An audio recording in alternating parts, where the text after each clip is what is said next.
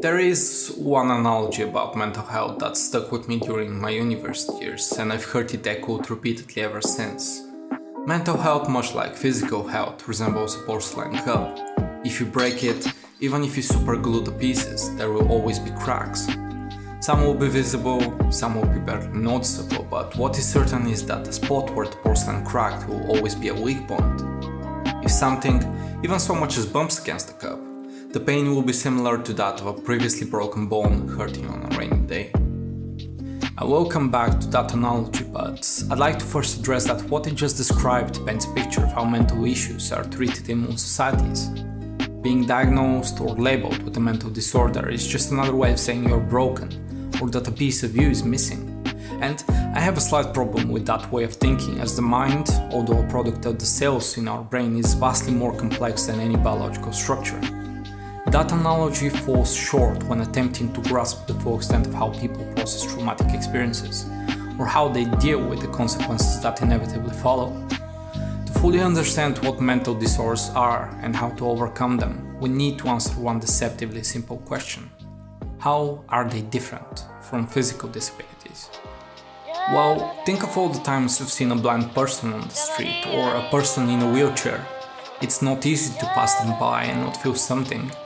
Many will continue on with their lives, some will stop and try to help, but regardless of what the reaction is, 100% of the people will notice those who are physically different from them. Now imagine walking down the street. It's a beautiful sunny day in a busy place and there are countless of people walking past you. Nothing seems out of the ordinary. There are men and women of different age and creed, talking to each other, smiling, walking towards something with purpose.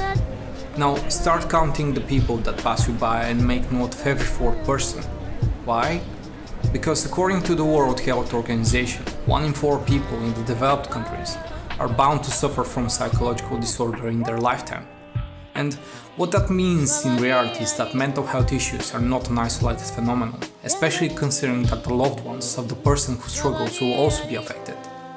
Depression, anxiety, or the slew of personality disorders are often invisible to outsiders, and even people who are close to the one in pain. That's why you can often see posts such as this, or this, or this. It is unbelievably hard to share with someone how much you're hurting on the inside because you've experienced time and time again how people are incapable of correctly identifying what you're going through. You felt the stigma surrounding mental health, and most importantly, you don't want to be perceived as crazy, or even worse, weak.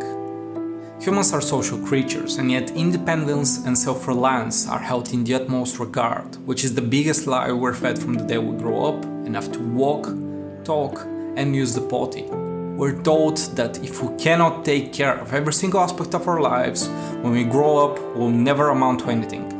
And the pressure to stay on top creates a conflict between our instincts to compete against others and to connect with them on a deeper level. It's not that people cannot empathize, rather we don't have the capacity to fully embrace and understand what others feel.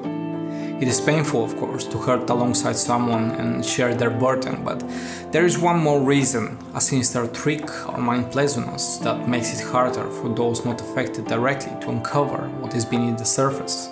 Let's take depression as an example. It's the most prevalent psychological disorder and is by far the most culturally significant. So much so that every person has a good understanding of the condition. It's essentially the Coca-Cola of mental disorders and is considered normal to feel depressed if you, let's say, lose a loved one. So what do we do with such experiences? We process them, we internalize them. And if we've lived a relatively normal life without a lot of traumatic experiences, we accept that what we went through is generally what depression is.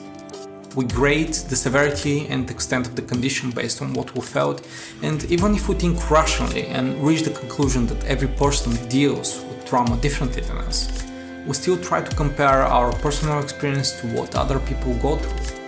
It's a natural response that stems from our subjective nature and also acts as a defense mechanism, but it's something we must be mindful about when talking to people affected by a mental disorder, and especially when considering how we should approach our day-to-day interactions with that person.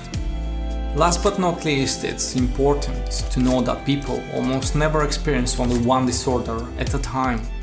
Because of the complex nature of our minds, traumas can unlock a variety of symptoms which may cover the prerequisites for multiple diagnoses.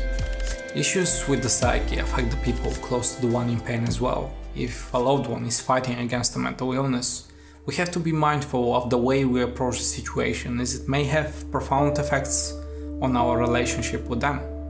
It can either completely bring someone down and make them lose trust in us, or we could help them even a tiny bit to get out of the swamp and become even closer with them. There is also one more way physical disabilities and mental disorders differ from one another, and the cause is yet again predicated on our perception of what people are able to overcome. Through the advance of modern medicine, more and more handicaps become a thing of the past, and there is no shortage of inspirational stories of men and women that were able to achieve quite a lot despite the bad hand life dealt for them. Mind over matter, as they say. But what happens when the issue is with the mind itself? I'm not being so naive as to say that people with physical disabilities don't have to deal with mental disorders, but if the crippling effect is deeply entwined with the person's mental state, then how are we supposed to fight that? In my internships long ago, while listening to both victims of mental disorders and their families, I've often heard the same few phrases sort of accompany the condition like a refrain. Man up, be more positive, shit happens, everyone has their problems, why can't it all go back to the way it was? Why can't you just be normal? And these are just the canary in the coal mine. Usually they're followed by anger, disappointment, and even disgust. It's not easy to keep these feelings bottled up, especially if you feel powerless to help a loved one, or feel like you're fighting against them and every argument eats you away from the inside. It is a perfectly natural response to try to preserve yourself and your own sanity at points when you think you're going crazy, especially if the affected one appears to be reluctant to change. But I feel like most of the frustration can be attributed to a single thing that, if we just took some time to reflect on, would make things so much easier. We cling on to the idea of a person before the illness, be it ourselves, unbroken, unshattered, whole, or a loved one and all the memories we shared with them.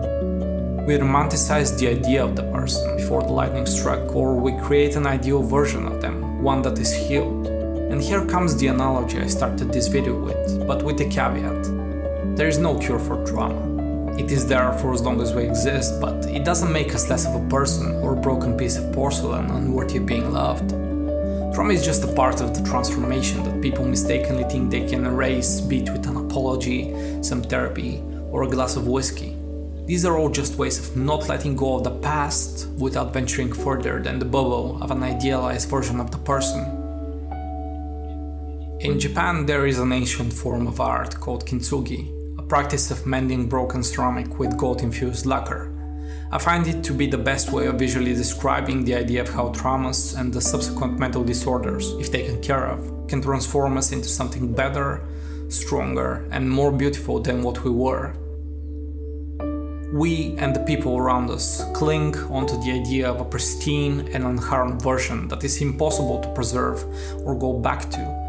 But kintsugi embraces the imperfections, and not only does it do that, it accentuates them and turns them into a centerpiece, a string of golden letters that record the history of the object without being apologetic or hiding the scars. So, even if you are to take only one thing away from this video, please know that being broken is not the end. It's just another step of the transformation, and through the act of mending yourself, instead of trying to hide the cracks, will you become more beautiful than the most perfect porcelain version of yourself.